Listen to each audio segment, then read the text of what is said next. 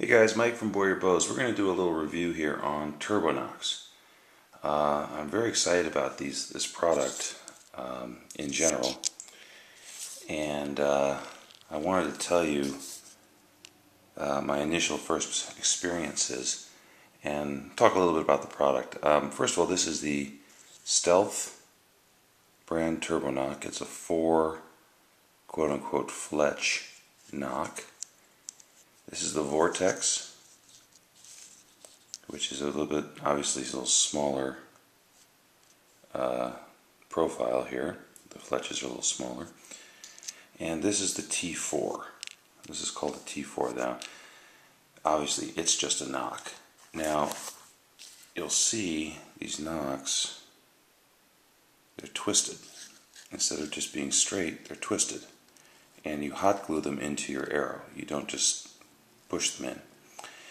And the difference is that the knock spins the arrow at what the manufacturer says is about 9,000 RPM. The arrow actually spins 24 times before it hits the target at 20 yards, as opposed to a potential 2 spins without the TURBOnock. So kind of like rifling the bullet out of rifled barrel of a gun will spin the bullet and give you a much more true trajectory without a lot of deviation. So too will the arrow give you a better trajectory. That's sort of the theory. Now here's the thing about these TURBOnocks, and this is for hunting. And you can use it for target shooting or 3D shoots, but the edges, you feel them, they're serrated. This is actually going to help cut along with your broadhead. Obviously, if you're target shooting, you don't worry about that so much, which is what this one's for. Now, you can use it. This one's basically for hunting, target shooting, 3D shooting. This one is for hunting, target shooting, 3D shooting, but more target and 3D, if I understand it correctly. And the nice thing is, this one has to be shot through a whisker biscuit or a drop-away arrow rest, like on a compound bow. This one has a low enough profile that if you have a modern longbow or a modern recurve, it will, and the arrow is spined properly, of course, it will not hit the target. Your arrow will bend around the target the way it's supposed to. It will clear the shelf, and you can shoot it off the shelf of your arrow. Now this, obviously, you use with fletchings or vanes. In the case of our primitive life, we would use feathers. First thing, important safety tip, this is spinning the arrow to the right, so you're going to need to use a right wing arrow feather. Right wing fletching or right wing feather.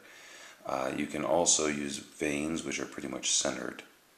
But if the vanes do have any deviation, it should be a right to the right, so that it helps spin.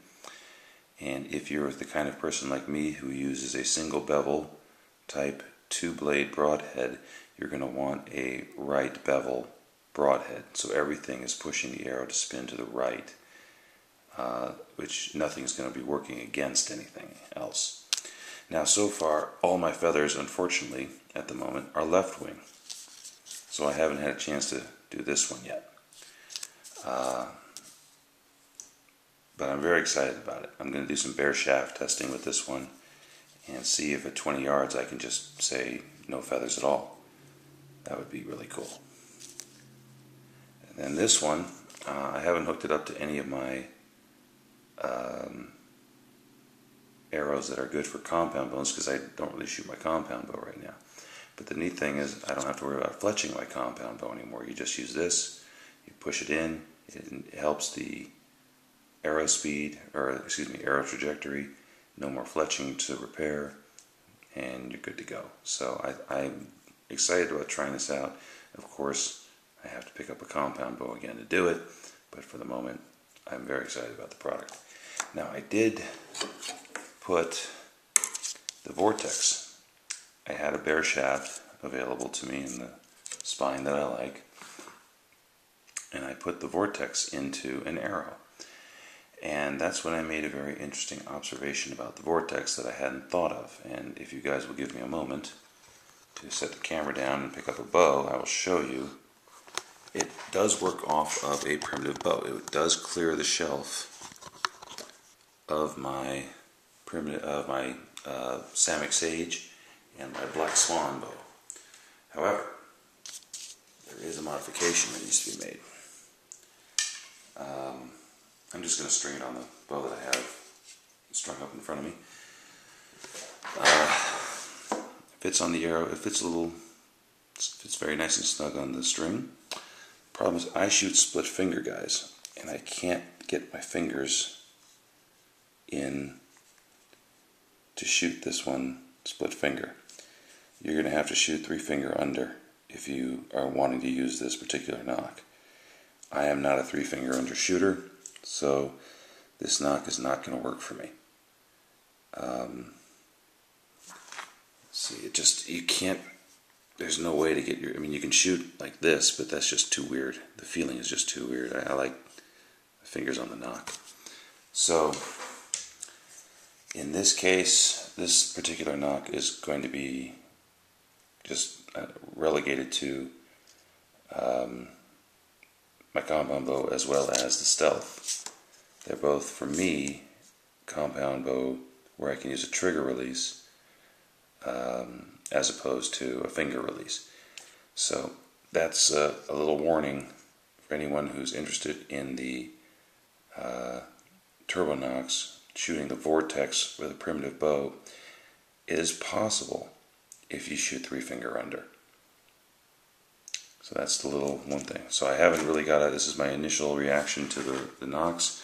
I will be doing more reviews on TURBOnocks as I am able to use them. Anyway, I'm still really excited about it, and I can't wait. I've already ordered some right-wing feathers so we can try out that T4.